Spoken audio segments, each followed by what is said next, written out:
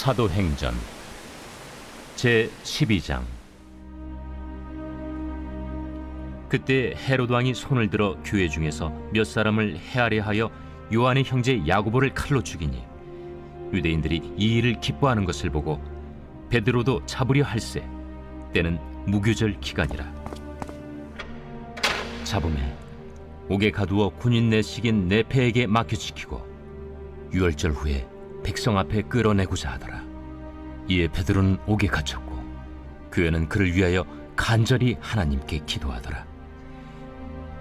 헤롯이 잡아내려고 하는 그 전날 밤에 베드로가 두 군인 틈에서 두 쇠사슬에 매어 누워 자는데 파수꾼들이 문 밖에서 옥을 지키더니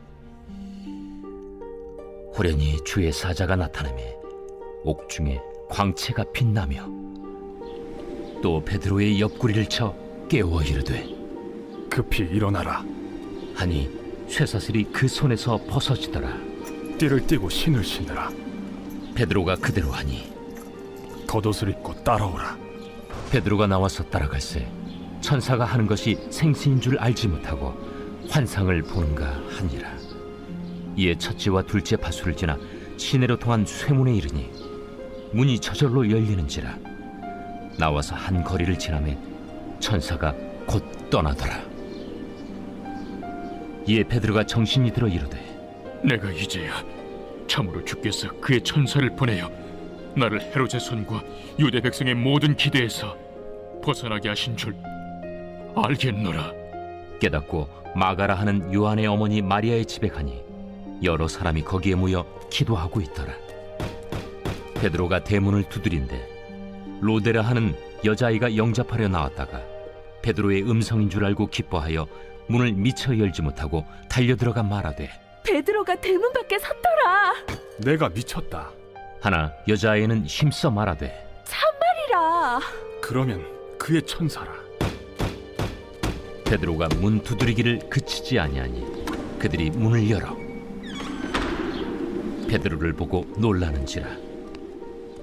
베드로가 그들에게 손짓하여 조용하게 하고 주께서 자기를 이끌어 옥에서 나오게 하던 일을 말하고 야고보와 형제들에게 이 말을 전하라. 하고 떠나 다른 곳으로 가니라. 날이 새매 군인들은 베드로가 어떻게 되었는지 알지 못하여 적지 않게 소동하니 헤롯이 그를 찾아도 보지 못하매 파수꾼들을 신문하고 죽이라 명하니라. 헤롯이 유대를 떠나 가이사라로 내려가서 머무니라. 헤롯이 두로와 시돈 사람들을 대단히 노여워하니 그들의 지방이 왕국에서 나는 양식을 먹는 까닭에 한 마음으로 그에게 나아와 왕의 침소 맡은 시나 블라수도를 설득하여 화목하기를 청한지라. 헤롯이 나를 택하여 왕복을 입고 단상에 앉아 백성에게 연설하니 백성들이 크게 부르되 이것은 신의 소리요 사람의 소리가 아니라. 헤롯이 영광을 하나님께로 돌리지 아니하므로 주의 사자가 곧 치니 벌레에게 먹혀 죽으니라. 하나님의 말씀은 흥왕하여 더하더라. 바나바와 사울이 부조하는 일을 마치고 마가라 하는 요한을 데리고 예루살렘에서 돌아오니라. 할렐루야. 사랑하는 열린문교회 성도 여러분, 오늘도 주님이 주시는 참 평안 가운데 단잠 주무셨습니까? 5월 27일 월요일 하나님께서 허락하신 귀한 하루가 시작되었습니다. 오늘도 하나님께서 주시는 사도행전 말씀을 묵상하며 말씀에 선명한 기준이 세워지고 그리고 또 세운 기준으로 또 오늘 하루를 살아내시는 저와 여러분들이 되셨으면 좋겠습니다. 오늘 제목을 저는 하나님의 부르심이라고 제목을 한번 붙여봤습니다. 오늘의 말씀은 헤롯 왕의 교회에 대한 박해로 인해서 요한의 형제 야고보를 죽임으로 사도로서 최초의 순교자가 나오게 됩니다.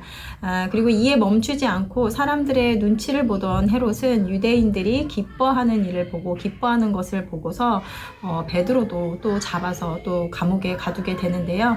오늘 1절에서부터 5절까지의 말씀을 보면 그때 헤롯 왕이 손을 들어 교회 중에서 몇 사람을 해하려 하여 요한의 형제 야고보를 칼로 죽이니 유대인들이 이 일을 기뻐하는 것을 보고 베드로도 잡으려 할 때에 무교절 기간이라 잡음에 옥에 가두어 군인 넷씩인 네 패에 맡겨 지키고 6월절 후에 백성 앞에 끌어내고자 하더라. 이에 베드로는 옥에 갇혔고 교회는 그를 위하여 간절히 하나님께 기도하더라. 스데반 집사에 이어 야고보의 순교로 이어지는데요. 이렇게 초대교회는 예수님을 따르는 사람들에 대한 박해가 심해지지만 성령의 충만함을 입은 제자들은 그러한 상황 속에서도 더욱 담대히 복음을 전하고 지난주 말씀에서도 보았던 것처럼 이제는 이방인들에게도 성령이 임하는 역사가 있게 됩니다. 오늘은 베드로가 감옥에서 야고보에 이어 죽을 위기에 놓이게 되는데요. 하나님께서 보내신 천사의 도움으로 빠져나오게 됩니다. 오늘 본문 말씀에는 야고보, 베드로 그리고 본문 말씀의 마지막에는 바나바와 그리고 또 바울의 이름이 언급이 되는데요. 예수님의 제자였던 세베대의 아들 야고보, 그는 오늘 말씀에서 사도로서 최초의 순교자가 됩니다. 초대교회가 생기고 사도들이 사역을 시작하지 얼마 되지 않았을 때 자세한 설명도 없이 그가 헤롯 왕의 손에 죽게 되는데요. 그런데 반면 베드로는 똑같이 옥에 갇히게 되지만 하나님께서 천사를 보내어 그를 감옥에서 나오게 하는 말씀이 나옵니다. 잠시 이런 생각을 해보았습니다. 왜 야고보는 뚜렷하게 어떠한 업적도 없이 그냥 죽게 하시고 베드로는 하나님의 은혜로 풀려나게 하셨을까? 야고보도 죽을 상황에서 베드로처럼 기적을 통해 살려주실 수 있지는 않았나? 얼핏 생각하기에 베드로는 하나님이 더 사랑하시고 더 능력이 뛰어나서 그를 사용하시나 라고 생각할 수 있을 텐데요. 우리가 사도행전을 볼 때 중요한 것은 한 사람 한 사람들의 업적에 초점을 맞추는 것이 아니라 그 사람을 통하여 성령의 역사하심과 그리고 하나님의 계획이 어떻게 성취되어 가는지에 대해 살펴야 합니다. 오늘 등장하는 야고보, 베드로, 바나바, 사울, 그 사람 자체를 주목하는 것이 아니라 그들을 통해 성령 하나님께서 어떻게 역사하셨는지를 보아야 하는 것입니다. 이전에 제가 성경을 보는 관점은 각 인물들의 위대함, 하나님 앞에서의 신실한 모습들이 눈에 들어왔다면 이제는 죽음의 위협 가운데서도 담대할 수 있도록 역사하시는 하나님을 보게 됩니다. 하나님께서는 각 사람에게 하나님의 뜻을 이루기 위해 각자에게 맡겨주신 사명이 있고 사도들은 하나님의 뜻대로 또 쓰임을 받았습니다. 우리는 베드로 또한 나중에 순교를 당하게 되는 것을 알고 있는데요. 하지만 우리가 가진 생각 중에 바울과 베드로는 대단한 인물, 성경에서 많은 부분을 차지하고 있기에 위대한 자들 이런 생각을 하게 됩니다. 이것을 잘 보여주는 것이 고린도전서의 말씀을 통해서도 잘 알고 있듯이 초대교회 때 누구는 게바, 누구는 바울, 누구는 아볼로파로 자신들이 추종하는 자들을 따라 파당을 짓고 분열되어 있는 모습을 보았는데요. 이는 우리의 기준으로 우열을 나누고 누구는 더 우월하고 누구는 열등하고를 나누었기 때문이라는 것입니다. 우리는 교회 사역 가운데 많은 역할들이 있습니다. 어떤 분들은 주방에서 섬기는 자로, 또 어떤 분들은 찬양팀으로, 어떤 분들은 교사로, 하지만 그 부르심에는 어느 것 하나 좀 더 우월하거나 열등한 역할이 없다는 것입니다. 우리들이 보기에는 찬양의 은사가 있어서 찬양팀으로 섬기는 것이 아니면 말씀의 은사가 있어서 교사로 섬기는 것이 특별하고 또 하나님께 더 영광을 올려드릴 것 같은 생각이 들지만 절대 그렇지 않다는 것입니다. 하나님께 영광을 올려드리는 것은 하나님이 주신 그릇의 크기대로 그 목적에 맞게 쓰임을 받을 때라는 것입니다. 하나님께서는 필요한 때에 필요한 곳에 필요한 사람을 보내시고 그들로 하나님의 계획을 이루어 나가도록 하십니다. 내가 하나님께 영광을 올려드리는 것은 나에게 맡겨주신 만큼 내가 온전히 해낼 때라는 것입니다. 그래서 우리는 언제나 내 열심과 내 뜻대로 사역을 하는 것이 아니라 하나님의 뜻을 묻고 그리고 나를 향한 부르심에 대한 계획을 깨달을 때 그것이 어떠한 것이든 기쁨으로 감당할 수 있다는 것입니다. 하나님의 부르심이라는 찬양을 알고 계실 텐데요. 지금 우리가 서 있는 자리가 바로 하나님께서 부르신 곳이며 그 부르심에는 결코 후회하심이 없다는 것입니다.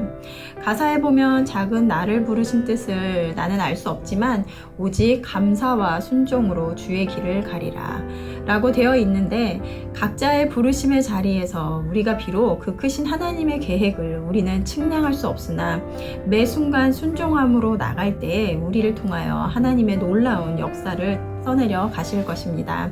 오늘도 말씀을 묵상하시면서 각자의 부르심의 자리에서 온전히 순종함으로 말씀의 통로가 되는 저와 여러분들이 되셨으면 좋겠습니다. 함께 기도하시겠습니다.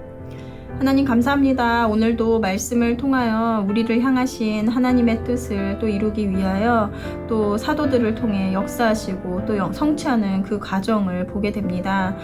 우리가 이 신앙의 여정 가운데 무엇보다도 어떠한 일을 행하고 얼마나 큰 일을 행하는지가 중요한 것이 아니라 내가 정말 하나님의 뜻하심 아래 부르심의 자리에서 온전히 행하고 있는지 돌아보게 하시며 그것이 우리들의 기쁨이 되게 하여 주시옵소서.